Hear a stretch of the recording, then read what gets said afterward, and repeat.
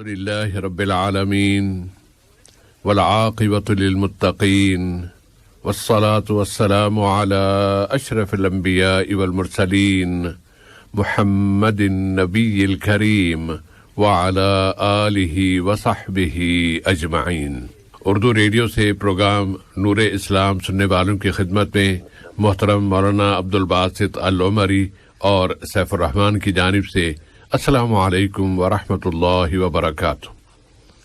دعا ہے اللہ تعالیٰ آپ سب کو اپنے حفظ و امان میں رکھے، ہر پریشانی سے نجات عطا فرمائے اور کسی دکھ کا کبھی آپ کو سامنا نہ کرنا پڑے. بطور خاص اس دعا کا خیال اس خبر پہ آیا کہ جو ہم گزشتہ 4-5 روز سے مسلسل سن رہے ہیں کہ ہمارے ہزاروں بھائی آنن فانن دنیا سے چلے گئے اور کسی فرد کو بھی کوئی اندازہ نہیں ہے کہ اسے کب اس دنیا سے جانا ہے اور کیسے جانا ہے. کبھی اچانک بھی چلے جاتے ہیں اور اتنی بڑی تعداد میں اچانک لوگوں کا جانا یہ یقیناً سب کے لیے ایک تکلیف اور دکھ کا باعث ہے. ہم اپنے پروگرام نور اسلام کے آج کے حلقے میں اس موضوع پر بھی کچھ گفتگو کریں گے اور پروگرام کے معمول کے مطابق پہلے حصے میں ٹیلی فون کے ذریعے آپ سامعین کی کالز لیتے ہیں، اس کے بعد پھر بقیہ موضوعات کی طرف آتے ہیں. آج کے پروگرام کی پہلی کال. السلام علیکم. السلام علیکم ورحمۃ اللہ وبرکاتہ. علیکم السلام ورحمۃ اللہ وبرکاتہ. جی بھائی میں ندیم خان بول رہا ہوں. ندیم خان صاحب خوش آمدید بھائی. جی اور مولانا صاحب کو بھی میرا سلام. وعلیکم السلام. جی ندیم بھائی کیا سوال ہے یا ہے؟ جی 2 سوال ہیں بھائی. ضرور بھائی. جی میرا پہلا سوال تو یہ ہے کہ جیسے کہ ہم کسی کی کوئی لڑکی کی شادی کر دیتے ہیں ہم کہیں پہ، اپنی بہن ہے بھتیجا کوئی بھی ہو اس کے اندر کسی کی کوئی، لیکن وہ لڑکی کیا ہے اس کو سسرال کے اندر جا کے زیادہ پریشانی دی جاتی ہے، اس کو بہت زیادتی اس کے کیا جاتا ہے اس کے ساتھ، وہ کسی کو بتاتی بھی نہیں چیزوں کو اپنے گھر کی عزت کے لیے، اور بعد میں پتہ چلتا ہے اس میں پھر اس کو ٹارچر بھی کرتے ہیں وہ لوگ، لیکن بعد میں پتہ چلتا ہے کہ گھر والوں کو تو اس کے لیے وہ لے آتے ہیں اس کو، پھر سمجھا دیتے ہیں سب چیز کر کے پھر واپس چلے جاتے ہیں. لیکن کیا کرتے ہیں پھر دوبارہ پھر وہ اسٹارٹ کر دیتے ہیں وہ لوگ. جی جی. تو اس حرکت میں کیا ہے پھر اس میں پتہ چلتا ہے بعد میں بھی، پھر اس میں کیا کرتا ہے پیسے کی بھی ڈیمانڈ کرتے ہیں اس کے، مطلب اس کے تھرو اسے پریشان دوبارہ پھر وہ یاد کرنے اسٹارٹ کر دیتے ہیں اس کے لیے. مطلب پریشانی بہت زیادہ ہے. شادی کو بھی 4 سال ہو گئے ہوں گے جی. تو اس کے لیے کیا مسئلہ ہے؟ اس کو مطلب اپنے گھر پہ لایا جائے، کیا کرا جائے؟ وہ لوگوں کو کتنی بار سمجھا بھی دیا، ہر چیز کر دیا، اور وہ مسئلہ وہ لڑکی بھی اچھی ہے، سب چیز ہے، مطلب یہ نہیں ہے کہ سب کرتی بھی ہے سب کی. وہ آپ کی گفتگو سے لگتا ہے کہ وہ لالچ کے شکار ہیں وہ لوگ، تو اس کی بنا پر پریشان کر رہے ہیں تاکہ ہو سکتا ہے کیا اس طرح ہمیں کچھ رقم مل جائے جو وہ ڈیمانڈ کر رہے ہیں. یہ وجہ ہے یا کچھ اور وجہ ہو سکتی؟ جی نہیں، پیسوں کے لیے تو اسی سے بلواتے ہیں، وہ اس کے ہسبینڈ سے بلواتے ہیں. پیسہ تو چلے جاتا ہے، پیسے تو مشکل نہیں ہے. وہ اچھا پیسے بھی دے دیتے ہیں، جیسے کچھ ضرورت مند ہوا، کچھ ضرورت پڑی ہے، اس نے میرے کو، اس نے بول دیا کسی کو تو پیسے چلے جاتے ہیں، پیسے بھی دے دیتے ہیں. وہ چلو پیسے کا مسئلہ نہیں ہے، لیکن پھر بھی اس کے بعد بھی بہت پریشان کرتے ہیں. اچھا اس کے بعد بہت زیادہ جی پریشان کر، مطلب وہ مطلب محسوس نہیں ہونے دیتے بالکل بھی وہ کسی کو. صبر کر لیں. 4 سال جی، 4 سال سے یہ حال ہے. لا الہ الا اللہ. تو اس کے لیے کیا کریں؟ مطلب اس کو گھر لائیں، کیا کریں؟ مطلب مسئلہ ان کو سمجھ میں نہیں کہ مسئلے کو کیسے حل کیا جائے. وہ تو ماننے والے نہیں ہے، وہ تو دو باتوں کو بالکل مطلب اس قابل مجھے لگ رہا ہے نہیں وہ لوگ. اچھا کبھی کوئی علیحدگی کی بات ہوئی ہے ان سے؟ جی علیحدگی کوئی بات نہیں ان سے، کوئی نہیں. الگ کرنے کے لیے نہیں، وہ تو ان کے ماں باپ تو ان کو الگ کرنا چاہتے ہیں. وہ لوگ نہیں الگ کرنا چاہتے، یعنی وہ چاہتے کہ یہ رشتہ ختم ہو جائے؟ نہیں وہ اس کے ماں باپ تو یہ چاہتے ہیں کہ مطلب وہ گھر الگ ہو جائے ان کا. نہیں وہ تو رہائش کے لحاظ سے الگ، مطلب وہ تو بھی مسئلہ ہے نہیں نا کوئی، یا یہ کہ جی. لیکن اصل مسئلہ تو یہ ہے کہ جو ٹارچر کر رہے ہیں آپ کے الفاظ کے مطابق، تو اس سے کس طرح نجات دلائی جائے بیٹی کو؟ جی میں سوچ رہا ہوں کہ یہ ان کو الگ کر کے کیا کریں، ان کا مسئلہ ہے یہ سمجھ میں نہیں آ رہا ان سے کیا کرنا چاہیے ان کے لیے. اچھی بات. وہ بھی مطلب جی ایک تو مسئلہ یہی ہے کیونکہ وہ تو، لیکن وہ جو لڑکی ہے وہ گھر والوں سے بہت محبت کرتی ہے، ان سے بہت محبت کرتی ہے، لیکن وہ باز نہیں آ رہے بالکل بھی. اللہ خیر کرے. دوسرا سوال کیا ہے نذیر بھائی؟ جی میرا دوسرا سوال یہ ہے کہ جیسے کہ ہم صدقہ نکالتے ہیں جو صدقہ نکالنے میں یہ ہے کہ چلو صدقہ کسی کے نام جیسے ریگولر ہے کہ ایک ہوتا ہے شیڈول ہوتا ہے ڈیلی صبح نکالنا، صبح اٹھ کے نکالنا، یہ ہے اس کے لیے. تو اس میں جیسے نیت کرتے ہیں ہم سب کے لیے، جیسے ہمارے والد صاحب جو والد صاحب ہیں یا ہمارے عزیز ہیں وہ دنیا سے چلے گئے وہ لوگ، ان کے لیے بھی ہے، اپنے بھائی ہیں، اپنے جو رشتے دار مطلب جو بھی جن کے لیے بھی، جن کو اپنا مان جن کے سب کے لیے جی. ایک تو یہ ہے. تو ان کی نیت کیا روز کرنی پڑے گی یا ایک بار جیسے ہم نیت کرتے ہیں بس سب کے لیے ایسے؟ ایک یہ ہے کہ اس کی نیت کیسے کرنی پڑے گی. اچھی بات ہے. اور یہ بھی ہے کہ جیسے ہاسپٹل میں لوگ ہوتے ہیں، ہاسپٹل میں کوئی چلے گئے جیسے ہم کسی کو دیکھ کے پھر بعد میں ہمیں جانتے بھی نہیں کسی کو، غیر مسلم بھی ہے کوئی بھی ہے، اس کے لیے پھر ہم کیا کہتے ہیں جیسے ہم صدقہ دیتے ہیں کیا اس میں بھی اس کی نیت کر سکتے ہیں بھائی ان کو بھی اللہ تعالیٰ یہ دے ان کو بھی سب کے لیے شفا عطا فرمائے. جی جی جی یہ صدقہ اس کے ثواب ملے انشاءاللہ تعالی. جی بھائی بس یہ 2 سوال تھے میرے بھائی. بارک اللہ فیکم. انشاءاللہ جواب آئے گا بھائی. بہت شکریہ. جزاک اللہ خیر بھائی. السلام علیکم. وعلیکم السلام ورحمۃ اللہ وبرکاتہ. اگلی کال لیتے ہیں. السلام علیکم. السلام علیکم رحمۃ اللہ وبرکاتہ. علیکم السلام ورحمۃ اللہ وبرکاتہ. میرا نام الطاف حسین ہے، میں الطاف محمد سے بات کر رہا ہوں. جی الطاف بھائی. میرے 2 سوال ہے صاحب. ضرور. ایک سوال ہے صاحب، جو ہم لوگ نماز پڑھتے ہیں، جو بھی 5 وقت کی نماز میں سے پہلے فرض سے پہلے سنت نماز پڑھتے ہیں یا فرض کے بعد پڑھتے ہیں، تو ہمارے ساتھی ہم لوگ جب راستے میں جا رہے تھے تو ایک ساتھی میں بتا رہے تھے کہ بھائی فرض امپورٹنٹ ہے، سنت نوافل اتنا امپورٹنٹ نہیں بتا رہے تھے. تو 2 دن سے میرے دل میں وہ بات آنے سے میں بھی سنت چھوڑ رہا ہوں. کیا یہ صحیح کر رہا ہوں یا غلط کر رہا ہوں، ذرا اس کے بارے میں بتائیے. انشاءاللہ. دوسرا سوال یہ صاحب ہے کہ ہم کسی کی مدد کرتے ہیں، شادی کے طور پر ہو یا کسی کی بھی ہو، کیا ہم اپنے مسلم کو ہی کرنا ہے یا غیر قوم کو کر سکتے ہیں؟ کیا غیر قوم کو کرے تو کیا اتنا ہی ثواب ملتا ہے کیا؟ شادی میں مدد کے حوالے سے بات کر رہے ہیں؟ جی وہ شادی کی مدد. ایک صاحب میرے ایک ساتھی ہے میرے ساتھ پڑھنے والے، وہ غیر مسلم ہے، وہ بتا رہے تھے کہ میری بیٹی کی شادی ہے، مجھ کو مدد کیجیے. اچھا. تو کیا میں ایسا کرنے سے کیا میرے کو وہی ثواب ملیں گا جیسا ہم مسلم وہ کرتے ہیں؟ اچھی بات ہے. تھوڑا سا مصعب سے گزارش ہے کہ ایک مطلب ایک ڈنکے کی طور سے بتائیے. مصعب کیا ہے آنسر 2 طرح ہو بھی سکتا ہے، کوئی نہیں، کوئی روایت میں ایسا بتایا، کوئی روایت میں ایسا بتایا ہو رہے، اس سے کیا ہو رہا کنفیوز ہو رہا ہمارے کو، کس کو ہم پکڑنا. یعنی کہ آپ یہ سمجھتے ہیں کہ 2 ٹوک بتا دیا جائے کہ یہ جائز ہے یا نہیں، ثواب اتنا ہی ملے گا جتنا مسلمان کو ملے گا یا کم ملے گا؟ جی جو بھی چیز بتا رہے ہیں نا، ہم کو ایک بار بتائیے بھائی یہ جائز نہیں ہے، یہ صحیح ہے، غلط ہے. اب کیا ہو رہا میں 2 طرح سے جواب مل رہا ہم کو. ایک طرح سے مل رہا کہ بھائی ایک روایت میں ایسا بتایا گیا ہے، کہیں ایسا بتایا گیا ہے، تو ہم کو یہ ہو رہا ہے کہ کون سی چیز کو پکڑنا ہم. صحیح ہے. تھوڑا کنفیوز رہتا ہوں میں. مولانا کی اصطلاح استعمال کیا کرتے ہیں راجح کی، راجح مرجوح کی. تو راجح کیا ہے ان دونوں میں انشاءاللہ مولانا بتا دیں گے ضرور بھائی. شکریہ صاحب، جزاک اللہ خیر. شکریہ آپ کا، بہت شکریہ. فی امان اللہ. اور اگر مزید کوئی کال آ جائے، ابھی تو ہم شروع میں ہی جو کال لیتے ہیں، ایک الحمدللہ آ گئی ہے. اور ہلو السلام علیکم. جی وعلیکم السلام. میری طرف سے آپ کو مولانا صاحب کی سلام پہنچی، اور میرا نام امجد اقبال ہے. وعلیکم السلام. السلام. جی امجد بھائی کیا سوال ہے؟ میرا ایک سوال یہ ہے کہ جس ٹائم کوئی مصیبتوں سے انسان کو بچنا چاہیے، جیسے کہ ابھی ہمارے دوسرے ملکوں میں آئی ہوئی ہیں، شام میں، ترکی میں، ایران میں وغیرہ، تو اس کے لیے جو کچھ مخصوص دعائیں ہوتی ہیں کہ اللہ تعالیٰ کی ذات ہر ایک کو محفوظ رکھے، جی تو کچھ مختصر کی دعا ہو جائے تاکہ جو آدمی ہر وقت پڑھتا رہے. تو یہ دوسرا یہ ہے کہ جو صدقہ ہوتا ہے، جو خود آدمی اپنے ہاتھ سے صدقہ کرتا ہے، اس کی تھوڑی سی تفصیل بتا دیجئے. کوئی چندہ ہو یا کچھ جو اپنے ہاتھ سے انسان کرتا ہے، کیونکہ کہتے ہیں نا کہ مرنے کے بعد سب سے بڑی جو بات ہوگی وہ یہی ہوگا کہ اللہ تعالیٰ سے بولے گا کہ میں خود اپنے ہاتھ سے صدقہ کرنا چاہتا ہوں. تو صدقے کے حوالے سے بتا دیجئے کہ اللہ تعالیٰ کی ذات ہمیں سب کو توفیق دے ہر ایک کی مدد کرنے کی، صدقہ کرنے کی.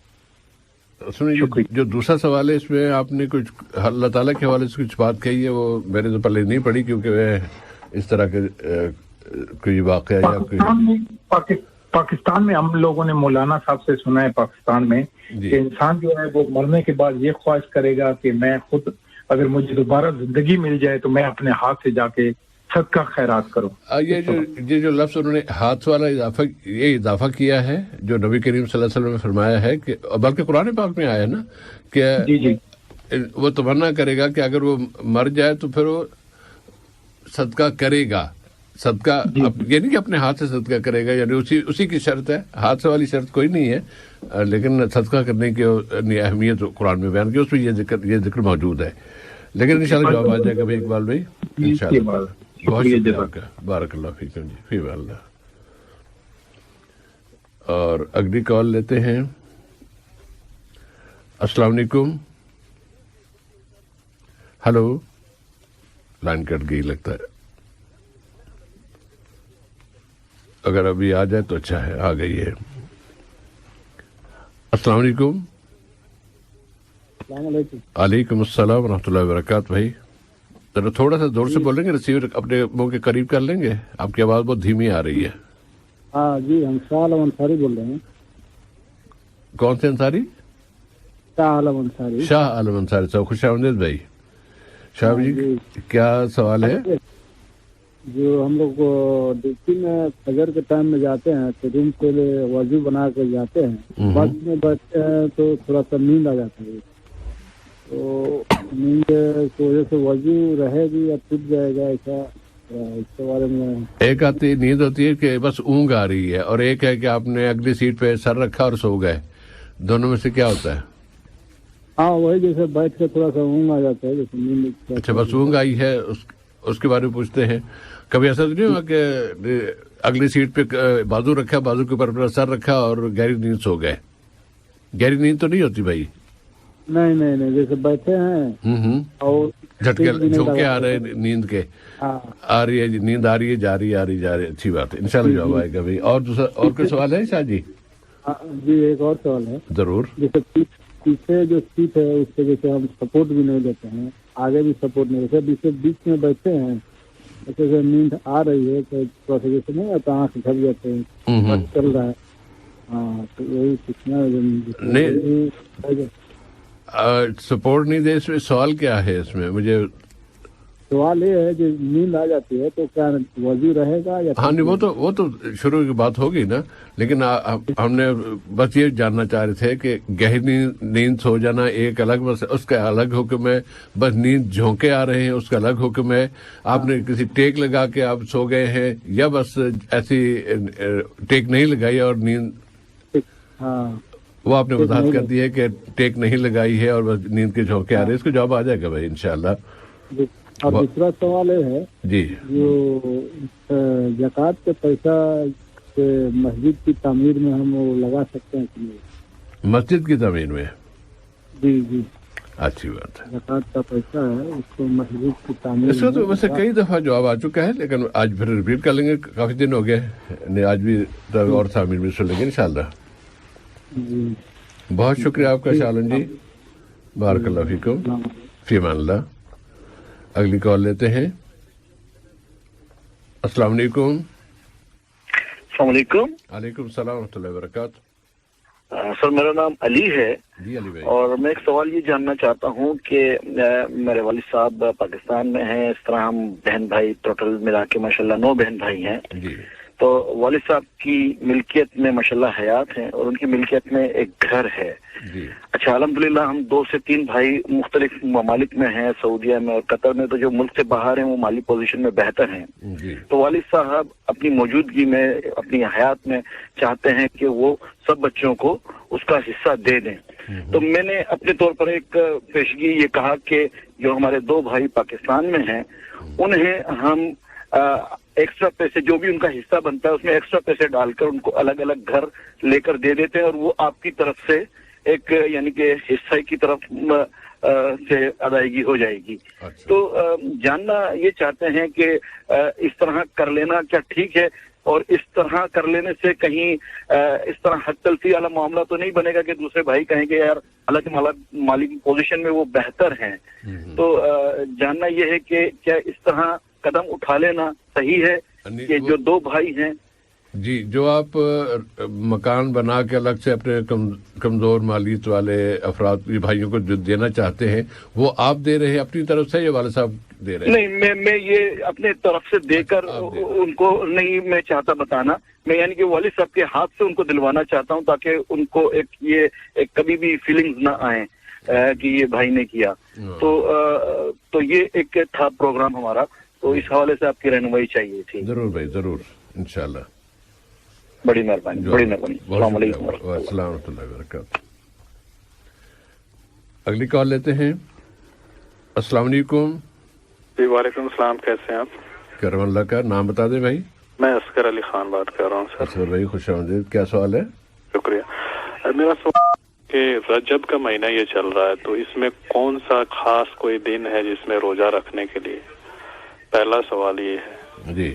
اور دوسرا سوال یہ کہ فرض نماز یا سنت نماز کچھ بھی ہم پڑھتے ہیں تو جیسے تشہد میں بیٹھتے ہیں یعنی درود پاک پڑھنے کے بعد میں کوئی خاص دعا ہے؟ جیسے کئی بیان میں کئی قسم کے لوگ کہتے ہیں جیسے اللہم انی ظلمت ہے یا ربی جعلنی مقیم الصلاۃ، یا ایک میں یہ بھی سنا کہ یہ لازمی نبی پاک صلی اللہ علیہ وسلم نے حکم دیا کہ یہ دعا پڑھے اللہم انی اعوذ بک من عذاب القبر ومن عذاب جہنم و قبر. یہ والا یعنی یہ خاص ہے یا کون سا دعا خاص ہے جو لازمی؟ انشاءاللہ ضرور جواب آئے گا. جی بہت شکریہ. السلام علیکم. السلام ورحمۃ اللہ وبرکاتہ. اور اگلی کال بھی لے لیتے ہیں. السلام علیکم. السلام علیکم. جی وعلیکم السلام. کیا نام بھائی آپ کا؟ جی میرا نام خالد ہے. خالد بھائی کیا سوال ہے؟ سر میرا سوال یہ ہے کہ جو رمضان کا آنے والی رمضان انشاءاللہ جس کے لیے زکوٰۃ ہے کہ جو اب کوئی کنٹری میں اللہ کے حکم سے جو تکلیفیں آئی ہیں تو زکوٰۃ کا پیسہ ابھی نکال کے اس کنٹری کو دے سکتے ہیں کیا؟ اچھی بات ہے انشاءاللہ تعالی. شکریہ سر. السلام علیکم. وعلیکم السلام ورحمۃ اللہ وبرکاتہ. اور اب ہم کال کا سلسلہ روک لیتے ہیں تاکہ جوابات کی طرف آ سکیں، اور جوابات سے پہلے ہم دعا کی طرف آئیں گے جس کا سلسلہ کافی ہفتوں چل رہا ہے، اور انشاءاللہ تعالی ہم اسے اگلے ہفتے یعنی آئندہ جمعے کے روز اس دعا کو مکمل کر لیں گے. اب اس وقت تک جتنی دعا ہم نے یاد کی ہے وہ ہے اللہم انی اسألک الثبات فی الامر والعزیمۃ علی الرشد واسألک شکر نعمتک وحسن عبادتک وأسألك لسانا صادقا وقلبا سلیما. اور آج کا جو حصہ ہے وہ یہ ہے وأسألك من خیر ما تعلم وأعوذ بك من شر ما تعلم. اللہم انی اسألک، اس کو الگ سے بھی پڑھ سکتے ہیں، ہر ایک کے ساتھ اللہم لگا سکتے ہیں. کوئی لائن پہ نہیں، لائن پہ تو ہونا تو نہیں چاہیے، یہ آوازیں آ رہی ہیں. اسألک من خیر ما تعلم واعوذ بک من شر ما تعلم. یہ آج کا حصہ ہے، اسے ہم یاد کر لیں. اور کسی ایک حصے کو آپ مستقل بھی مانگ سکتے ہیں اور دوسرے حصے سے الگ بھی مانگ سکتے ہیں، اس میں کوئی مذائقہ نہیں ہے، لیکن پوری دعا اگر یاد ہو جائے تو پھر تو بہت ہی اچھا ہے. اور وہ یہ کہ اللہم انی اسألک الثبات فی الامر والعزیمۃ علی الرشد واسألک شکر نعمتک وحسن عبادتک واسألک لسانا صادقا وقلبا سلیما. اور واسألک من خیر ما تعلم وأعوذ بک من شر ما تعلم. اور میں خود اس میں کچھ اس کی وضاحت کرنے کے بجائے وقت کی بچت کے لیے مولانا سے گزارش کروں گا کہ مولانا اگر آپ اس پہ میرے خیال فرما دیں آج کے اس حصے کے بارے میں. اسألک من خیر ما تعلم وأعوذ بک من شر ما تعلم. السلام علیکم ورحمۃ اللہ وبرکاتہ. علیکم السلام ورحمۃ اللہ وبرکاتہ. الحمد للہ رب العالمین والصلاة والسلام علی عبدہ ورسولہ نبینا محمد وعلی آلہ واصحابہ اجمعین، اما بعد. بسم اللہ الرحمن الرحیم. جس سے بھائی دعا کے سلسلے میں، بلکہ اس دعا کے جو الفاظ ہیں بابرکت الفاظ، ان کا ایک حصہ آج جو آپ نے سامعین کے سامنے، بھائی اور بہنوں کے سامنے پیش کیا ہے، اس کی تشریح جو ہے بالکل آسان ہے صاحب بھائی. زیادہ وقت لیے بغیر میں کہیں گے کہ اللہ رب العالمین کے دربار میں دعا کر رہے ہیں کہ اسألک من خیر ما تعلم، یا اللہ جو کچھ بھلائی جس کو تو یا جن جن بھلائیوں کو تو جانتا ہے وہ سب ہم اپنے لیے مانگ رہے ہیں۔ اس کے اندر صاحب بھائی دنیا و آخرت کی تمام بھلائیاں شامل ہو جاتی ہیں، یعنی انسان الگ الگ ایک ایک چیز کو مانگنے کے بجائے ساری بھلائیوں کی درخواست اللہ کے دربار میں کر رہا ہے، اور دوسری طرف جو ہے بہت ساری برائیں جن کو انسان جانتا نہیں یا جانتا بھی ہو ان کو بھی جو نہیں جانتا ان سب کو جو ہے یہ دعا شامل ہے کہ وہ تمام برائیاں جن کو اللہ تعالیٰ زیادہ جانتا ہے انسان سے بڑھ کر، ان تمام سے بچانے کے لیے اللہ سے درخواست کر رہے ہیں کہ اللہ تعالیٰ ان تمام برائیوں سے پناہ دے کر اپنی حفاظت میں رکھیں۔ تو اس کے اندر جو ہے عافیت سلامتی یہ بھی آ گئی بات، اور جو بھلائی جو برائی سے جو بچنے کی دعا جو مانگ رہے ہیں، چاہے بیماری کی شکل میں ہو، فقر و فاقے کی شکل میں ہو، یا پھر جو حالات کچھ مقامات پہ پیش آئے، ویسے حالات تو ہر حالت سے بلکہ جو تکلیف دینے والی حالت پیش آنے سے بچنے کے لیے اللہ کے دربار میں دعا مانگ رہے ہیں، یہ سب چیزیں صاحب بھائی اس دعا میں جو شامل نظر آ رہی ہیں۔ جزاک اللہ خیراً۔ اللہ تعالیٰ ہمیں دعائیں یاد کرنے اور انہیں مستقل اللہ سے مانگتے رہنے کی توفیق عطا فرمائے۔ اللہم انی اسألک من خیر ما تعلم واعوذ بک من شر ما تعلم۔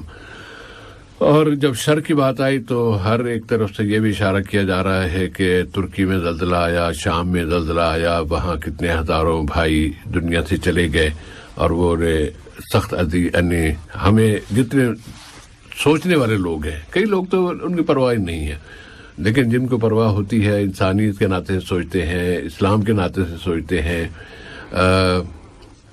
پڑوسی ملک ہونے کے ناطے سے سوچتے ہیں، اور کئی رابطے ہو سکتے ہیں، تو انہیں یقیناً تکلیف ہوئی ہے، اور اسی تکلیف کا اظہار، اسی کو محسوس کرنے کا اس کو محسوس کیا گیا یہاں قطر میں بھی، اور قطر کی گورنمنٹ نے، یہاں کے مختلف اداروں نے، خاص طور پہ قطر چیریٹی اور ہلال احمر، یہ دونوں کام کر رہی ہیں۔ پھر یہاں ایک اور لخویہ فورس جو ہے یہاں کی انٹرنل سیکیورٹی فورس، اس میں ایک بہت مضبوط ایک گروپ بنایا ہوا ہے، قطر انٹرنیشنل گروپ تلاش اور بچاؤ کا، وہ لوگ وہاں پر گئے ہوئے ہیں اور وہ کام کر رہے ہیں۔ آج ہی انہوں نے ایک زندہ بچے کو 5 دن کے بعد ملبے تلے سے نکالا ہے اس گروپ نے۔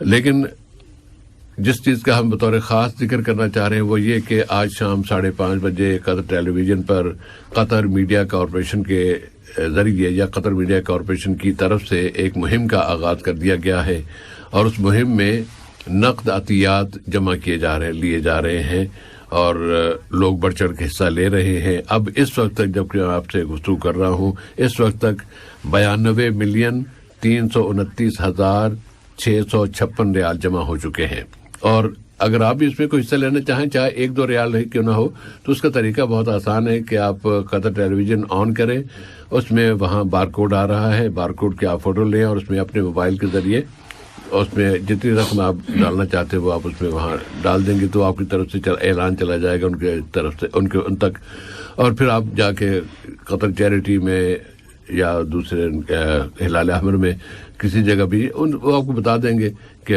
آپ کو فون آ جائے گا یا آپ سے رابطہ کیا جائے گا، وہ پھر بعد میں رقم بعد میں دے دیجیے، ابھی آپ اناؤنس کر سکتے ہیں، لیکن اس طرح کہ یہ نہیں کہ کسی کو فون کریں اور سر نہیں، بس ٹی وی سے جو ان کا ایک سائڈ پہ لیفٹ سائڈ پہ نیچے بار کوڈ بنا ہوا ہے اس کی فوٹو لیں، اور اس کی فوٹو لے کے اسے آن کریں تو اس میں آ جائے گا کتنی اماؤنٹ آپ جمع کرا رہے ہیں اس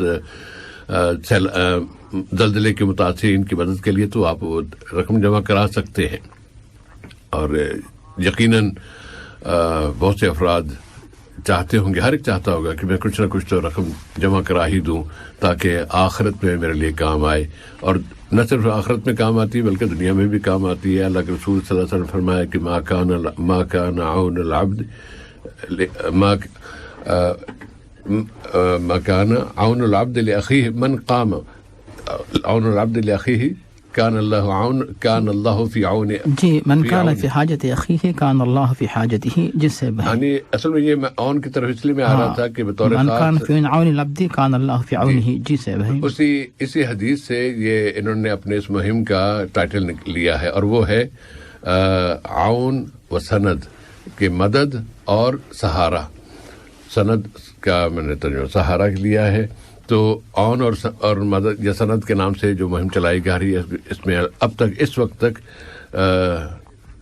اس کی جو اماؤنٹ جمع ہو چکی ہے وہ ہے 92,329,000 اور 656 ریال 566 ریال ہے یہ. اور تھوڑی دیر میں ہم مزید جو بھی رقم جمع ہوئی وہ بھی بتا دیں گے. اب آتے ہیں آج کے سوالات کی طرف. اور ندیم خان صاحب کا سوال جو ایک لڑکی کی شادی اور اس کے سسرال میں اسے درپیش مشکلات کے حوالے سے تھا کہ 2 دفعہ تو اسے لا چکے ہیں, گھر بٹھایا, پھر وہ لوگ آئے اور لے گئے کہ آئندہ نہیں کریں گے, لیکن پھر پریشان کر رہے ہیں. اور لڑکی بھی اس کا صبر ہے کہ وہ گھر والوں کو بتاتی نہیں کہ انہیں تکلیف ہوگی. کیا کیا جائے؟ اس کے بارے میں پہلی بات یہ ہے کہ ماں باپ اللہ تعالیٰ نے کسی کے گھر میں لڑکی کو پیدا فرمایا ہے تو یہ جیسے لڑکا نعمت ہے لڑکی بھی نعمت ہے. اور اللہ تعالیٰ نے لڑکا اور لڑکی جس کی بھی تخلیق جو ہے اللہ تعالیٰ نے فرمائی ہے تو اللہ تعالیٰ کی طرف سے اس میں بہت ساری حکمتیں ہیں, بہت ساری مصلحتیں ہیں. تو لوگ عام طور سے لڑکی جب گھر میں ہوتی ہے تو کسی اور کے پاس وہ بھیجی جاتی ہے. اللہ تعالیٰ اس لڑکی کے ذریعے بہت سارے کام کروانا چاہتا ہے, تو پھر ان مقاصد کی تکمیل کے لیے ماں باپ اس لڑکی کی جوانی تک, قابل ہونے تک اس کو اپنے پاس تربیت کرتے ہیں اور دیکھ بھال کرتے ہیں, اور امانت کے طور پر جو ہے سسرال میں بلکہ شوہر کے پاس اس کو پہنچاتے ہیں. تو اس شخص کو چاہیے کہ وہ جو ہے اس امانت کی دیکھ بھال کرے, اس کی ذمہ داری سنبھالے, اور جس طرح ماں باپ نے اس لڑکی کے بارے میں محبت اور اس کے بارے میں ہمدردی رکھی ہے, اسی طرح شوہر کو بھی چاہیے کہ اس سے بڑھ کر کے ایک دوسرے کے گھر سے ماں باپ کو, اپنے ماحول کو, گھر کو, سب کو چھوڑ کر شوہر کے پاس آ چکی ہے, تو اس کو اپنے گھر کا ایک اہم مقام دے کر جو ہے اس کے بارے میں بہتر برتاؤ کرے. پیارے نبی کے بارے میں ہم سب سنتے ہیں خیرکم خیرکم لأہلہ وانا خیرکم لأہلی, کہ تم سب میں سب سے بہتر وہ ہے جو اپنے گھر والوں کے ساتھ یعنی اپنی اہلیہ کے ساتھ بہتر برتاؤ کرے. تو یہ تعلیم و ترغیب جو ہمیں اسلامی تعلیمات میں دی گئی ہے. اور صاحب بھائی موصوف کی طرف سے, ندیم خان صاحب کی طرف سے جو بات آئی ہے یہ صرف ان کے گھر کا معاملہ نہیں ہے بلکہ کئی فیملیز کی طرف سے ایسی شکایت آتی ہے.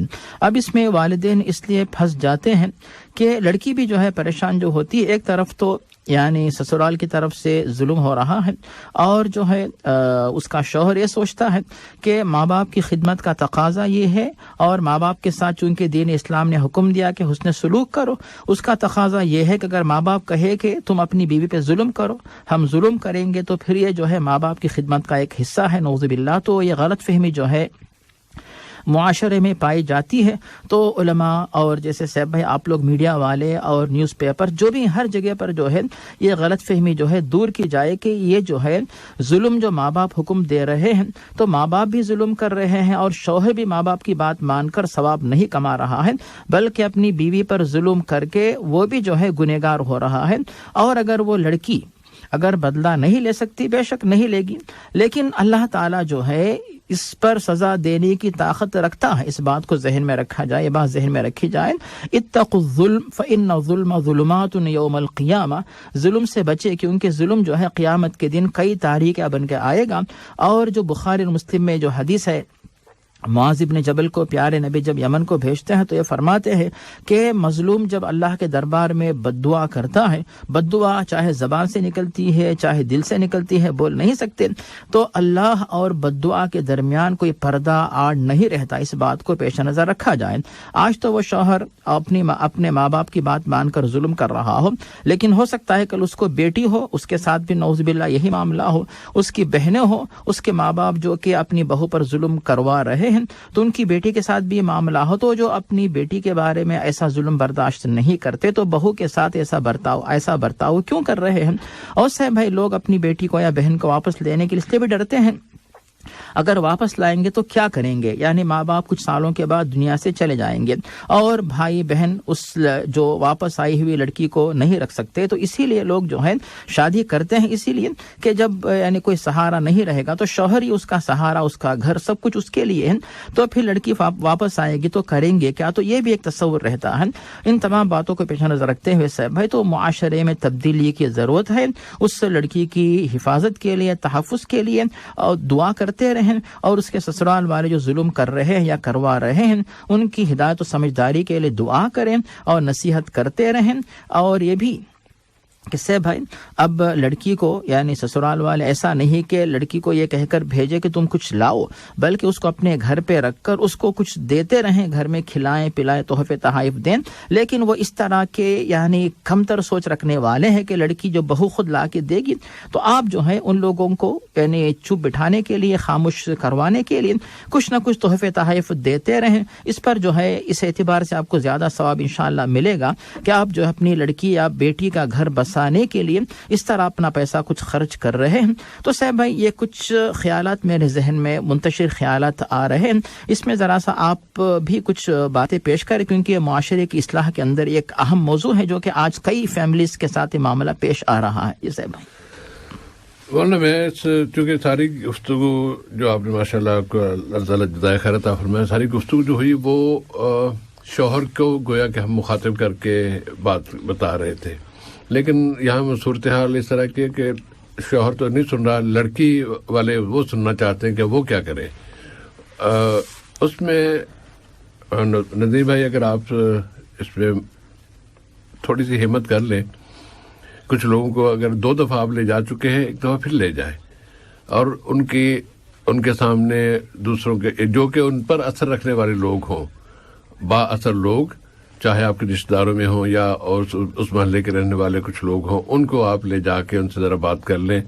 اگر وہ مان جائیں تو بہت اچھی بات ہے، نہیں مانتے ہیں تو پھر آخری جو ہوتا ہے نا نشتر کا استعمال وہ کیا جا سکتا ہے، کیونکہ مستقل اذیت جو دی جا رہی ہے بیٹی کو وہ اس لیے نہیں کہ وہ ہماری بیٹی ہے اس لیے ہمیں تکلیف ہو رہی ہے، بلکہ فی نفسے ہی جس پر بھی ظلم ہوتا ہے اس کا دکھ ہمیں ہونا چاہیے، اور اس دکھ سے یا پریشانی سے نجات دلانے کے لیے پھر اس نشتر کا استعمال کیا جا سکتا ہے. اگلے سوال کی طرف آ جاتے ہیں. جی صاحب اس میں بعض مقامات ایسے ہیں، جیسے مجھے نہیں پتا کہ ندیم بھائی کس ملک سے تعلق رکھتے ہیں. آپ انڈیا سے ہیں؟ جی صاحب بھائی، تو وہاں پہ ایک قانون ہے صاحب بھائی کہ اگر کسی بھی لڑکی کے اوپر اس طرح ظلم ہو رہا ہے تو جیسے جہیز کی رقم کا مطالبہ وغیرہ جو کیا جاتا ہے، تو اگر اس کے لیے پولیس کے پاس جا کر شکایت کریں تو اس کے بعد جو ہے اس شکایت کی بنیاد پہ صاحب بھائی شوہر کی ماں، شوہر کا باپ، شوہر کی بہن، شوہر کے بھائی، جتنے لوگ جو ہے ٹارچر کر رہے ہیں سب کو جو ہے یعنی گرفتار کر لیا جاتا ہے، اور پھر ان کا چھوٹنا وہ آسان نہیں ہے. یعنی یہ بھی ایک طریقہ جیسے آپ بتا رہے کہ نشتر کا استعمال کیا جائے، تو یہ بھی ایک صورتحال. لیکن اس کی وجہ سے تھوڑی سی مشکلیں پیش آئے گی کہ لڑکی جو ہے وہ یعنی گھر کے ماحول یعنی گھر کے دائرے سے نکل کر اس کو جو ہے پولیس تک جانا پڑتا ہے، یا پھر جو لڑکی کے جو گھر والے ہیں ان کو بھی باہر نکلنا پڑتا ہے، کیونکہ ایک مجبوری ہے. اس کے بغیر پھر لڑکی پہ ظلم ہو رہا ہے تو اچھی بات نہیں ہے. اور اگر اس طرح کی کچھ مثالیں قائم ہو جائیں تاکہ دوسرے جو گھر والے ہیں اس طرح کا ظلم نہ کرے، تو آپ نے جو نشتر کا جو اشارہ کیا سیب ہے، یہ بھی ایک طریقہ ہو سکتا ہے کہ موصوف اپنے لیے مناسب سمجھتے ہو تو اپنائیں، تاکہ بیٹی کا گھر جو ہے سکون سے انشاءاللہ بس جائے. جسے بھائی اللہ آمین. اور ندیم بھائی کا دوسرا سوال یہ تھا کہ صدقے کی نیت سے وہ شاید روزانہ کچھ نہ کچھ رقم اللہ کی راہ میں دیتے ہیں، اور اس میں ان کے پیش نظر یہ ہوتا ہے کہ اس کا اجر جو ہے ان کے والد صاحب کو جو دنیا سے جا چکے ہیں، دوسرے بھائی بہن ہیں، دوسرے افراد ہیں، ان کو اجر ان تک پہنچانے کے لیے وہ یہ صدقہ کرتے ہیں. پھر یہ سوچ رہے ہیں یا انہیں پتہ چلا کہ ہاسپٹل گئے تھے، وہاں کچھ مریض دیکھے، شاید وہ غیر مسلم ہیں، تو اب وہ اپنی نیت میں تبدیلی کرنا چاہتے تو کیا کریں، کیسے کریں؟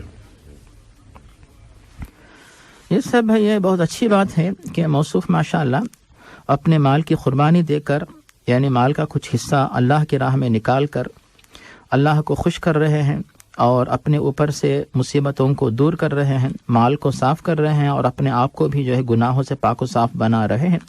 بلکہ یہ فائدہ اپنی طرف سے بھی، والدین کی طرف سے، قرابت داروں کی طرف سے کرتے ہوئے موصوف ماشاءاللہ خود کو بھی اور سب کو فائدہ پہنچا رہے ہیں. اور جہاں تک سے بھائی موصوف اگر کسی مریض کو فائدہ پہنچانا چاہتے ہیں، چاہے وہ مسلم ہو یا غیر مسلم، ہر حال میں موصوف کو انشاءاللہ صدقے کا ثواب حاصل ہوگا. اور اس کے لیے یعنی نیت کے لیے صاحب کوئی بہت بڑے الفاظ یا بہت دیر تک جو ہے تحقیق کر کے سوچنے کی ضرورت نہیں رہتی. جس طرح موصوف ہر دن جو ہے اپنے دل میں نیت کرتے ہیں کہ یہ میری طرف سے اور میرے قرابت داروں کی طرف سے، تو وہی جذبہ موصوف کے دل میں رہتا ہے. اسی جذبے کی بنیاد پہ جب موصوف جو صدقہ دیتے ہیں، خیرات کرتے ہیں، برابر انشاءاللہ موصوف کو جو ہے ثواب ملے گا، اور جن کی طرف سے نیابت کر رہے ہیں سب کو اس کا فائدہ انشاءاللہ حاصل ہوگا. اور جہاں تک مسلم یا غیر مسلم کا جو معاملہ ہے صاحب، اس کے بارے میں پیارے نبی یہ فرماتے ہیں کہ ہر وہ جاندار جس کے اندر جو ہے یعنی ایک کلیجہ ہے، تو اس کے یعنی ایسی مخلوق کو اگر آپ فائدہ پہنچاتے ہیں تو اس کی وجہ سے جو ہے آپ کو برابر ثواب ملے گا، تو موصوف برابر اجر و ثواب کے مستحق بنیں گے. اس کے لیے پریشان ہونے کی یا نیت کے بارے میں زیادہ جو ہے وہ الجھن کا شکار ہونے کی ضرورت نہیں ہے. جس طرح روزانہ آپ صبح شام صدقہ کرتے ہیں تو آپ اسی نیت سے جو ہے کسی کی مدد آپ کر رہے ہیں تو کیجئے بالکل، اس پر انشاءاللہ آپ کو اور آپ کے قرابت داروں کو برابر اجر ملے گا انشاءاللہ. تو مجھے حدیث کے الفاظ کچھ اس طرح یاد آ رہے ہیں، لکل دی کبد رطب اجر. جی صاحب بھائی، فی کل ذاتی کبد رطب صدقہ اجر، ایسا کچھ لفظ ہے. جی صاحب بھائی. جی جزاکم اللہ خیرن. الطاف حسین صاحب نماز کے حوالے سے پوچھتے ہیں کہ چاہے وہ سنت پڑھ رہے ہوں یا کیا، لیکن کسی نے ان سے کہہ دیا کہ اصل چیز فرض ہے، سنتیں جو اتنی امپورٹنٹ نہیں ہے، تو یہ لفظ ان کے ذہن میں کہیں اٹک گیا اور انہوں نے اب سنتیں کبھی چھوڑ دیتے ہیں، چھوڑنا شروع کر دیا ہے. کیا یہ طریقہ صحیح ہے؟ جی صاحب ہمیں پتہ نہیں کہ کسی نے کہہ دیا، پھر موصوف کے دل پہ اس کا اثر بھی ہو گیا، پھر موصوف نے چھوڑنا بھی شروع کر دیا. یعنی کسی نیک کام کا آغاز کرنے کے لیے بہت محنت لگتی ہے، اور کوئی کام جو ہے چھوڑنے کے لیے کسی کا لفظ کہہ دینا یہ جو ہے اتنا اثر ہو جاتا ہے. تو یہاں پر صاحب ہم جو بات بتانا چاہیں گے کہ بے شک جو فرائض ہیں وہ اہم ہیں، ضروری ہیں، ان کی پابندی جو ہے وہ فرض ہے. ان کا انکار کرنے والا اسلام سے خارج ہوتا ہے، اور ان کو چھوڑنے والا جو ہے وہ یعنی جان بوجھ کر جو چھوڑے گناہ کبیرہ کا مرتکب ہوتا ہے. اگر وہ ثواب پانا چاہے، وہ گناہ معاف کروانا چاہے، اس کے لیے ضروری ہوتا ہے کہ توبہ کرے، اس عبادت کو انجام دے، پھر اس کے بعد دوبارہ ہمیشہ پابندی کرتا رہے. جہاں تک سنت موقدہ جو نمازیں جن کا موصوف نے ذکر کیا صاحب بھائی، بے شک جو ہے ان کا درجہ فرض کا نہیں ہے، لیکن پیارے نبی صلی اللہ علیہ وسلم نے ان کی تاکید کی ہے، آپ نے پابندی کی ہے، کیونکہ علماء کی تحقیق یہ ہے کہ سنت موقدہ کی نمازیں ایسی ہیں جو کہ فرض نمازوں کی پابندی پر جو ہے انسان کو قائم رکھتی ہیں. اسی لیے آپ اگر کوئی مجبوری ہے، سفر پہ تھے یا پھر بیمار تھے، سو گئے، یا پھر ٹائم نہیں ملا، پارکنگ نہیں ملی، ڈیوٹی ہے، اب چھوڑ دیجئے، مشکل نہیں ہے. کبھی کبھی سنتیں انسان سے چھوٹ جاتی ہیں، لیکن جان بوجھ کے سوچ کر چھوڑنا کہ ان کا درجہ چونکہ فرض کا نہیں ہے، لیکن بہت ساری چیزیں فرض کا درجہ نہیں رکھتی، لیکن ان کی پابندی اہم ہوتی ہے. خاص طور پر پیارے نبی صلی اللہ علیہ وسلم ان جو ہے سنت موقدہ کی نمازوں کی پابندی آپ ہمیشہ کیا کرتے تھے سوائے سفر کے. اور اس کے بعد جو آپ نے بھی بتایا، اگر کوئی مسلمان ہر دن جو ہے جو ایک حدیث میں 10 ایک حدیث میں 12 رکعت کا ذکر آتا ہے، ان نمازوں کی پابندی کرے تو اللہ تعالیٰ کی طرف سے اس کے لیے جنت میں محل بنایا جاتا ہے. تو یہ فضیلت ہے. اور قیامت کے دن جب فرائض کا محاسبہ ہوگا، فرائض میں کوتاہی اگر نکل آئے تو اللہ تعالیٰ سنت موقدہ اور نفل نمازوں کے ذریعے فرائض کی کوتاہی کو دور کر کے اس بندے کو نجات دلاتا ہے. اور حدیث میں بھی الفاظ ملتے ہیں کہ بندہ جب فرائض کے ساتھ ساتھ نوافل کی پابندی کرتا ہے تو اللہ رب العالمین اس کو اتنا مقرب بنا لیتا ہے کہ اس کے ہر دعا کو قبول کرتا ہے، اس کے اوپر سے پریشانیوں کو، مصیبتوں کو ہٹا دیتا ہے. اس طرح سے بھی بہت ساری خوبیاں ہیں. اسی لیے موصوف نے کسی کی بات سن لی، اس کے بعد جو ہے نیک کام کو چھوڑ دیا، اس طرح نہ کریں. لیکن مجبوری ہے، کبھی کبھی یہ چیزیں چھوٹ جائیں الگ بات، ورنہ چھوڑنے کی عادت نہ بنائیں، کیونکہ پیارے نبی عمل کی عادت آپ رکھا کرتے تھے، چھوڑنے کی عادت آپ کی نہیں تھی. اور یہ بھی حدیث میں ہمیں بات ملتی ہے کہ اللہ تعالیٰ کو یہ بات پسند ہے کہ کوئی بندہ جو ہے فرائض کے علاوہ جو دیگر جو سنت یا نفل عبادات ہیں ان کی پابندی کا آغاز کرے تو ہمیشہ ان پر قائم رہے. ایسے لوگ اللہ تعالیٰ کے پاس پسندیدہ ہوتے ہیں، تو پسندیدہ لوگوں میں اپنے آپ کو آپ شامل کریں. جی صاحب بھائی. جزاک اللہ خیر. چونکہ مولانا نور اسلام پروگرام میں ہم ایک سے زیادہ مرتبہ یہ بات کہہ چکے ہیں کہ قیامت کے روز محاسبہ یا حساب ہوگا تو وہ فرائض کا ہوگا، سنتوں کا نہیں ہوگا. یہ بات ہم ایک سے زیادہ مرتبہ کہہ چکے ہیں. کہیں اس طرح کی بات سے انہوں نے منفی مطلب لیا ہے تو اس کے لیے مزید وضاحت کر دیتے ہیں کہ حساب لیا جائے گا فرض نمازوں کا.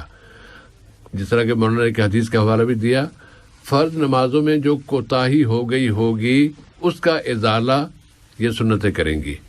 اللہ تعالیٰ فرمائے گا کہ میرے بندے کے نوافل ہیں تو وہ نوافل کیونکہ سنتیں بھی نفل ہوتی ہیں، تو ان کے ذریعے اس کمی کا ازالہ کیا جائے گا. اگر کمی نہ ہوگی تو پھر پکڑے جائیں گے نا.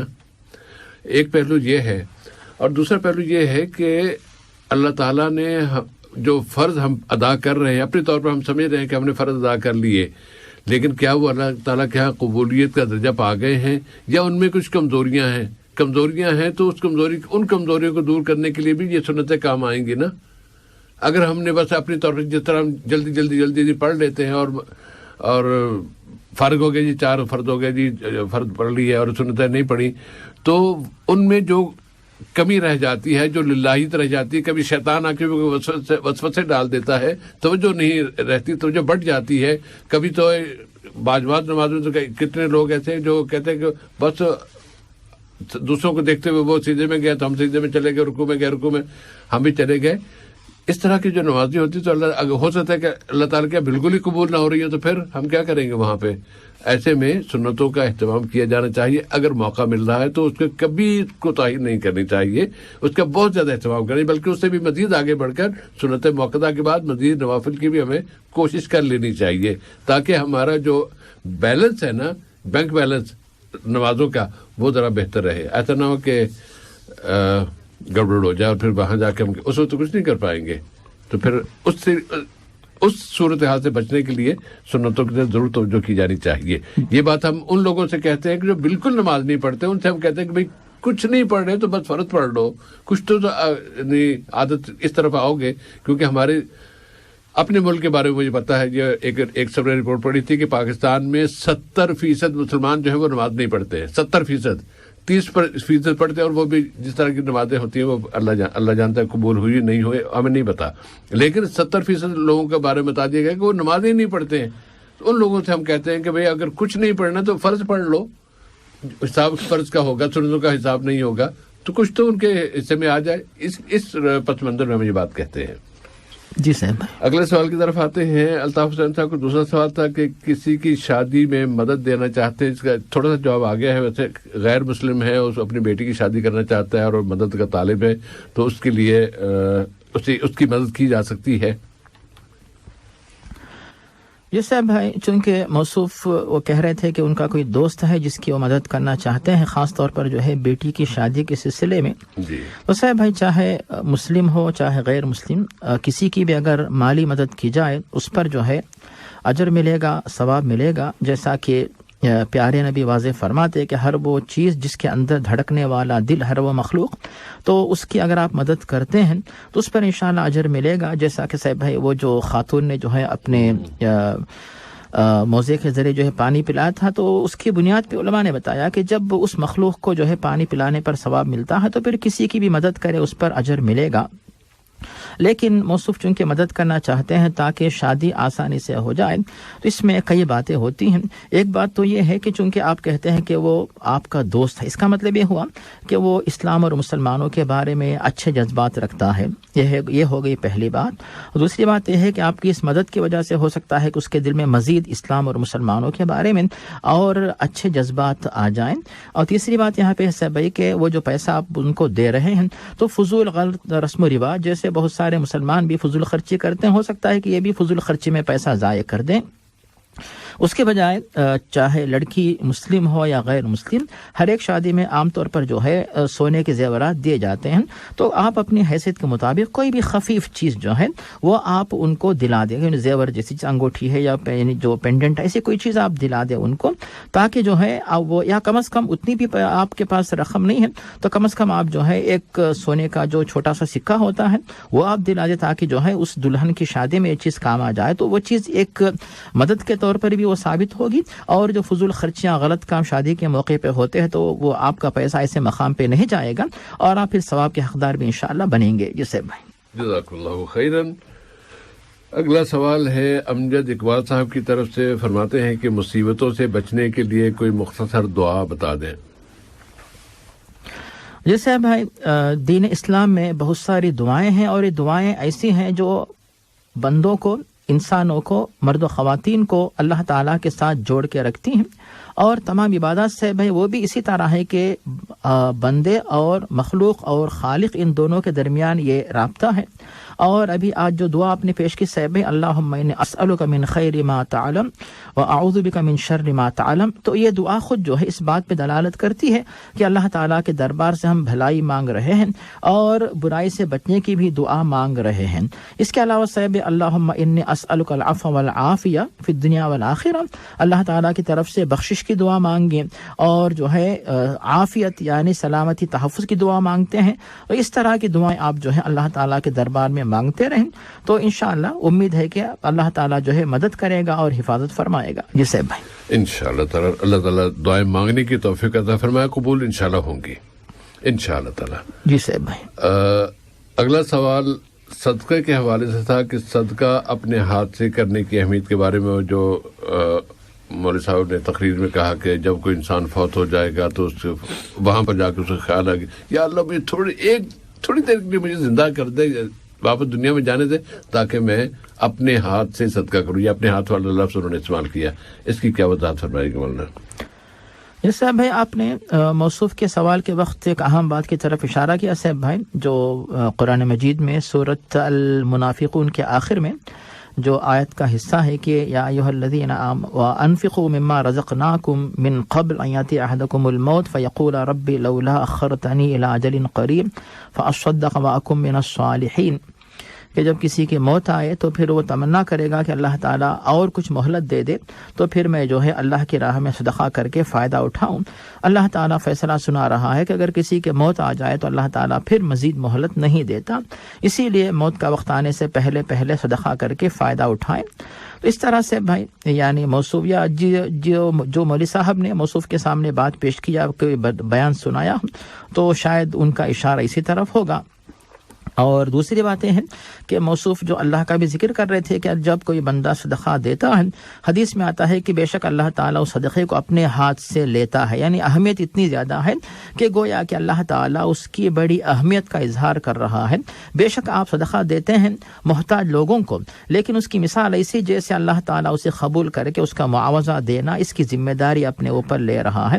تو اس معنی میں جو ہے یہاں پر یعنی انسان کو چاہیے کہ آخری وقت آنے سے پہلے، جب کہ سکرات الموت کا وقت آ گیا، جب جو ہے جو ورثہ ہیں یہ سوچتے ہیں کہ اب مال کی تقسیم ہم لوگ آپس میں کر لیں گے، وقت آنے سے پہلے کسی بھی شخص کو چاہیے کہ اپنے جو اس کے پاس جو حیثیت اس کے مطابق جو ہے صدقہ و خیرات کر کے اس کے ذریعے جو ہے فائدہ اور ثواب حاصل کرے۔ جس سے بھائی جزاکم اللہ خیراً۔ شاہ عالم انصاری صاحب کا سوال کہ فجر کے وقت ڈیوٹی کا بھی وقت ہوتا ہے، وضو کر کے وہ ڈیوٹی پر چلے جاتے ہیں، راستے میں بس میں اونگ آ رہی ہوتی ہے، نیند آ رہی ہوتی ہے، تو کیا اس سے وضو ٹوٹ جاتا ہے؟ جیسے بھائی جہاں تک نیند کا جو معاملہ ہے یا اونگ کے بارے میں، تو نیند کے بارے میں علماء نے جو تحقیق پیش کی صاحب ہے وہ یہ ہے کہ کیا نیند فی نفسی ہی وضو کو توڑنے کا سبب بنتی ہے، یا پھر نیند کی حالت میں انسان کا جو ہوش ہے، جو حواس جو ہے وہ بے قابو ہو جاتے ہیں، اور ایسی حالت میں انسان کی ہوا شاید خارج ہو چکی ہو، اس کا پتہ نہیں چلتا، جیسا کہ حدیث کے الفاظ جو ہیں العینان وقاء الصحی فاذا نامت العینان استطلق الوعاء، کہ ہوا خارج ہونے کے راستے کو آنکھیں جو ہے وہ قابو میں رکھتی ہیں، یعنی جب تک انسان بیدار ہے اسے پتہ چلتا ہے کہ ہوا نکلی یا نہیں نکلی، جیسے ہی آنکھیں سو جاتی ہیں یعنی انسان کو نیند آتی ہے، ایسی صورت میں ہوا کا راستہ کھل جاتا ہے، یعنی وضو ٹوٹنے کا امکان زیادہ رہتا ہے۔ اسی بنیاد پہ علماء نے کہا کہ نیند کی وجہ سے وضو ٹوٹ جاتا ہے، اس کو چاہے کہ دوبارہ وضو کرے۔ لیکن جب ہم دیکھتے ہیں حدیث کے اندر بخاری اور مسلم میں کہ کبھی ایسا بھی ہوتا کہ پیارے نبی صلی اللہ علیہ وسلم نماز عشاء کے لیے تاخیر سے آتے تو صحابہ کرام مسجد میں بیٹھ کر جو ہے یعنی سہارا لے کر نہیں یا لیٹ کر نہیں بلکہ بیٹھے بیٹھے جو ہے وہ اونگتے ہوئے سو جایا کرتے، اور جو ان کے سر نیند سے جھک گئے ہوتے۔ اس کے بعد جیسے ہی پیارے نبی مسجد میں تشریف لے آتے تو سب کے سب صحابہ پیارے نبی کے پیچھے نماز کے لیے کھڑے ہو جاتے۔ اس حدیث کی بنیاد پر علماء نے تحقیق پیش کی اگر کوئی انسان بغیر سہارے کے اس طرح وہ سو رہا ہے یا بلکہ اس کو ایسی نیند آ گئی یا بلکہ اونگ رہا ہے کہ اسے پتا ہے کہ یہ نیند نہیں ہے اور اس کے تمام اعضاء خاص طور پر ہوا خارج ہونے کا حصہ اس کے قابو میں ہے، اسے 100% یقین ہے کہ ہوا خارج نہیں ہوئی، ایسی صورت میں اسی حالت میں وہ نماز پڑھ سکتا ہے، دوبارہ وضو کرنے کی ضرورت نہیں رہتی۔ جی صاحب بھائی، جزاکم اللہ خیرن۔ شاہ عالم صاحب کا اگلا سوال کہ زکوٰۃ کی رقم مسجد کی تعمیر میں دی جا سکتی ہے یا نہیں؟ جس سے بھائی مسجد جو ہے اللہ تعالیٰ نے فرمایا کہ وَأَنَّ الْمَسَاجِدَ لِلَّهِ کہ مساجد جو ہے وہ اللہ کی ہوتی ہیں، اور اسی طرح جو ہے فی بیت من بیوت اللہ، مساجد کو اللہ تعالیٰ کے مکانات کے طور پر اللہ تعالیٰ کے گھر اس نام کے ساتھ یاد کیا گیا ہے۔ تو زکوٰۃ جو مال جو بنتا ہے اس کا جو حق ہوتا ہے اس کا ذکر ہمیں ملتا ہے سورۃ التوبہ آیت نمبر 60 کے اندر، فقراء و مساکین وغیرہ۔ تو علماء کا اس بات پر اتفاق ہے کہ مساجد کی تعمیر کے سلسلے میں زکوٰۃ کا مال استعمال نہیں کر سکتے، اس کے لیے الگ سے آپ پیسہ دیجئے، اور وہ بھی ثواب کا کام، جیسے زکوٰۃ آپ ادا کرتے ہیں، ثواب کماتے ہیں، اجر کماتے ہیں، برکت حاصل کرتے ہیں، تو مسجد کی تعمیر میں جو ہے اگر آپ حصہ لیتے ہیں تو پھر یہ بشارت ہمیں ملتی ہے، اگر کوئی بندہ جو ہے اللہ تعالیٰ کی رضامندی کے لیے کسی مسجد کی تعمیر کرواتا ہے تو اللہ تعالیٰ اس کے لیے جنت میں گھر بنا دیتا ہے، تو مسجد کی تعمیر میں جتنے لوگ حصے دار بنیں گے سب کے سب برابر جو ہے جنت میں جو ہے اپنے لیے محل کے حقدار بنتے ہیں یا بنیں گے انشاءاللہ۔ تو یہ ثواب کمانے کے لیے، اسی طرح جب تک لوگ نماز پڑھتے رہیں گے ان مساجد میں تب تک جو ہے اس مسجد کی تعمیر میں جتنے لوگ حصے دار بنیں گے سب کے سب برابر جو ہے ثواب حاصل کرتے رہیں گے۔ اس معنی میں جو ہے آپ مسجد کے لیے الگ سے جو ہے آپ رقم دیجیے اور ثواب حاصل کیجئے، اور اگر آج جو محلے میں رہتے ہیں ان کے پاس اتنی رقم نہیں ہے، دوسرے مقامات سے جو بہت سارے ایسے لوگ ہیں جو یعنی تلاش کرتے رہتے ہیں کہ بھی کوئی آئے تاکہ ہم مساجد کی تعمیر میں جو ہے رقم دیں یا پیسہ دیں، یا بعض مقامات پہ جو ہے سرکاری جو ہے جو ادارے ہیں وہ بھی جو ہے اس سلسلے میں جو ہے مساجد کی تعمیر وغیرہ کروا کے دیتے ہیں، ان لوگوں تک آپ پہنچ کے کام پورا کروا سکتے ہیں۔ لیکن زکوٰۃ کا جو حق ہے، جو غریب فقراء مساکین مردوں اور خواتین ان کا جو حق ہے وہ اپنی جگہ پر ان کو دیجیے، اور مساجد کی تعمیر میں جو ہے جو دوسرا جو مال ہے اس میں سے آپ خرچ کر کے ثواب حاصل کیجیے۔ جسے بھائی جزاکم اللہ خیرن۔ اگلا سوال علی بھائی کی طرف سے۔ علی صاحب فرماتے ہیں کہ والد صاحب حیات ہیں، بھائی بہنوں کی تعداد انہوں نے بتا دی، اور اس میں پھر والد صاحب کا خیال یہ ہے کہ میں اپنی زندگی میں ہی ایک مکان ان کے نام ہے ان کی ملکیت میں، تو وہ میں اپنی زندگی میں ہی اپنے بچوں میں تقسیم کر دوں تاکہ بعد میں کوئی اختلافات وغیرہ نہ ہو۔ ایسے میں علی بھائی کا یہ مشورہ ہے یا خیال ہے کہ وہ اپنے ان بھائیوں کو جو کہ مالی لحاظ سے ذرا کمزور ہیں تو ان کی مدد کرتے ہوئے ان کو مکانات دلا دے، الگ سے مکان دلا دے، اور لیکن ان کو بتائے نہیں کہ میری طرف سے، بلکہ یہ وہ والد صاحب کے ہاتھوں دلانا چاہتے ہیں۔ اس کے لیے اس میں دو پہلو آ رہے ہیں، ایک تو یہ کہ والد صاحب کے یہ ارادہ کہ اپنی زندگی میں میراث کی تقسیم کر دیں، اور دوسرا یہ کہ ان کے بھائی کا، علی بھائی کا یہ خیال کہ وہ اپنے بھائیوں کی مدد کریں، لیکن والد صاحب کے ذریعے سے اس میں ذرا وضاحت فرما دیجیے گا مولانا۔ اس صاحب بھائی چونکہ وقت کا خیال کرتے ہوئے اختصار کے ساتھ یہ بتائیں گے کہ پہلی بات والد صاحب کا یہ کہنا کہ وہ زندگی میں وراثت کی تقسیم کر دیں گے، ہم یہی بتائیں گے احکام شریعت کی روشنی میں ان کے والد صاحب کو یہ چاہیے کہ جب تک بقید حیات ہیں تو وہ مال اپنے پاس رکھیں، اس کے بعد جو ہے جب موقع آئے گا تب جو ہے ان کے بیٹے بیٹیاں جو بھی ہیں وہ جو ہے وراثت کو تقسیم کر لیں گے۔ جہاں تک صاحب بھائی موصوف کا یہ کہنا کہ اپنے بھائیوں کو جو ہے الگ سے، یعنی اپنے پیسے سے، والد صاحب کے پیسے سے نہیں بلکہ اپنے پیسے سے جو ہے وہ ان کو جائیداد دلا کر جو ہے ان کی مدد کرنا چاہتے ہیں، تو موصوف کو اختیار ہے، لیکن پھر یہ موصوف کا یہ کہنا کہ یہ ان بھائیوں کو معلوم نہیں ہوگا تو پھر باقی بھائی یہ سوچیں گے کہ بھائی والد صاحب نے چونکہ زندگی میں کچھ مال اپنے دو بیٹوں کو دے دیا ہے تو پھر ان کو جو ہے والد صاحب کے بعد حصہ نہیں ملے گا، یہ اختلاف آنے کا اندیشہ رہتا ہے۔ اسی لیے موصوف کو چاہے کہ اس کے بارے میں احتیاط کا رویہ اپنائے کہ دوسرے جو ورثاء ہیں ان کو معلوم ہونا چاہیے کہ یہ جو ہے موصوف کا جو ہے مال ہے، والد صاحب کا مال نہیں ہے۔ لیکن اس طرح موصوف کرتے ہیں، اس میں ایک اور پہلو یہ بھی ہے کہ کہیں موصوف کے جو بیوی بچے ہیں، موصوف کی بیوی اور بچہ اہل و عیال، تو ان کے حقوق میں کوتاہی نہ ہو۔ دوسری بات یہ ہے کہ اس طرح اگر فری یا مفت مال مل جائے، ایسا بھی نہ ہو کہ پھر بھائی کہیں گے کہ چونکہ مفت مال آ رہا ہے ہم محنت نہیں کریں گے چونکہ مال آ رہا ہے، تو ایسے جو غلط اندیشے رہتے ہیں ان تمام باتوں کا تدارک کرتے ہوئے اس طرح آپ مدد کریں کہ بھائیوں کا فائدہ ہو، آپ کے گھر والوں کا نقصان نہ ہو، اور پھر بھائی جو ہے اس مال کو دیکھ کر جو ہے وہ کام نہ چھوڑ دے. ان تمام باتوں کو پیش نظر رکھتے ہوئے کوئی بہتر طریقہ اپنائیں. جی صاحب بھائی. جزاکم اللہ خیرن. اور سب سے پہلے تو والد صاحب کو منع کر دیں کہ وہ اپنی زندگی میں یہ کام نہیں کر سکتے، اسلام اس کی اجازت نہیں دیتا ہے، اور باقی باتیں بات کی ہیں. اور پروگرام کے بالکل آخری لمحے میں ہم جا رہے ہیں، وقت بہت کم رہ گیا ہے. اصغر بھائی اور خالد بھائی آپ کے سوال انشاءاللہ آئندہ جمعے کے روز پروگرام میں شامل کر لیں گے. البتہ اصغر صاحب کا چونکہ ایک سوال ہے کہ رجب کے مہینے میں کون سا روزہ رکھا جا سکتا ہے. کوئی روزہ نہیں ہے رجب کے لیے، مخصوص کوئی دن نہیں ہے، ورنہ اگر آپ اس پہ کوئی. اس صاحب جواب یہ ہے کہ ماہ رجب کے اندر یعنی رجب کے مہینے کا خیال کرتے ہوئے مخصوص روزے کا ذکر ہمیں نہیں ملتا ہے. جی صاحب بھائی. اور پروگرام کے آخری حصے میں ہم یہ عرض کرنا چاہیں گے سامعین بھی اور مولانا کہ اللہ تعالیٰ نے ہمیں ایک عبرت کا سامان دکھایا ہے، اور وہ زلزلے کی شکل میں. اس میں بہت سے لوگ مختلف باتیں کر رہے ہیں. یہ جو سزا دی جاتی ہے یہ تو گویا کہ پوری قوم کو تباہ کر دیا. اس کا مطلب یہ ہے کہ وہ بہت گناہ گار تھے. ایسا کوئی تصور کرنا صحیح نہیں ہے. نبی کریم صلی اللہ علیہ وسلم کی احادیث کی روشنی میں جو خاص طور پر عائشہ رضی اللہ عنہا جو بیان فرماتی ہے کہ اس طرح پورا کا پورا قافلہ زمین دوز ہو جائے گا، اس میں نیک بھی ہوں گے اور برے لوگ بھی، وہ سبھی چلے جائیں گے. تو ایسے میں جو حساب ہونا ہے قیامت کے روز ہونا ہے، اور قیامت کے روز ان کو ہر ایک کو اس کا اجر مل جائے گا، نیکی کا بھی. اور یہ جو اذیت آئی یا جو تکلیف آئی دھس جانے کی صورت میں زلزلے کی شکل میں، اس پر بھی ان کو اجر ملا جائے گا. اور وہ ممکن ہے کہ ان میں سے کتنے ہی لوگ انہیں شہادت کا درجہ مل جائے.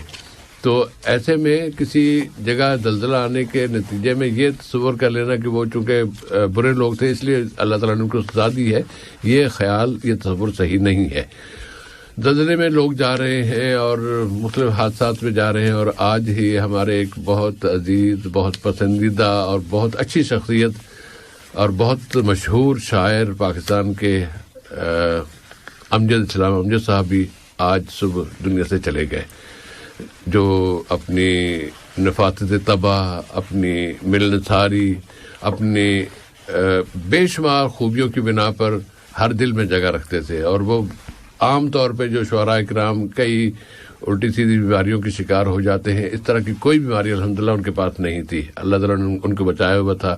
اور چند روز قبل ہی وہ عمرہ کر کے آئے تھے، اور آج صبح فجر کے وقت یا فجر سے اس کے آس پاس کسی وقت وہ خالق حقیقی سے جا ملے. ہم دنیا سے جانے والوں کے لیے، امجد بھائی کے لیے اور دنیا جانے والے تمام افراد کے لیے اللہ کے حضور دعا کرتے ہیں کہ یا اللہ، تیرے بندے تھے، جس طرح کی زندگی انہوں نے گزاری تو بہتر جانتا ہے، اور تو معاف کرنے والا ہے.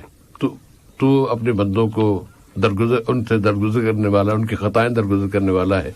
بخش دے، معاف کر دے. اور جتنے لوگ دنیا سے جا چکے ہیں اب تک، سب کے لیے ہم تیرے حضور یہی دعا کرتے ہیں، اللہم اغفر للمؤمنین والمؤمنات والمسلمین والمسلمات الاحیاء منہم والاموات. ہم تو کسی پر فتویٰ نہیں لگاتے کہ فلاں ایسا تھا، جیسا بھی تھا وہ اللہ کا بندہ تھا، اللہ کے پاس چلا گیا. تو اب اس کے بعد اس کے بارے میں فی نفس ہی کسی کی ذات کے حوالے سے کوئی باتیں ہم نہیں کرنا چاہتے، نہیں کرتے.